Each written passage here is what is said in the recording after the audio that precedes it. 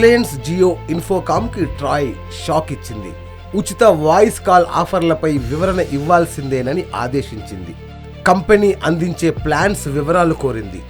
ఓవైపు ఉచిత కాల్స్ అంటూ ప్రకటనలు ఇస్తూ సెకనుకు 2 పైసలు ఛార్జ్ చేస్తామని రిలయన్స్ జియో చెబుతోంది. టారిఫ్ ప్లాన్స్లో తేడాపై జియో స్పందించడం లేదు. అటు సిమ్ కార్డు బ్రోచర్ పైన కూడా నిమిషానికి ₹1.20గా కాల్ ప్లాన్లో చూపిస్తూ ఉచిత కాల్స్ ఆఫర్స్ ఎలా అందిస్తారని ట్రాయ్ వివరణ కోరింది. ఇంటర్నెట్ యూజర్ ఛార్జీల కంటే తక్కువగా టారిఫ్లు ఉండడానికి టెలికాం కంపెనీలు ఇష్టపడవు. ప్రస్తుతం ఐసీయూ రేట్ నిమిషానికి 14 పైసలుగా ఉంది.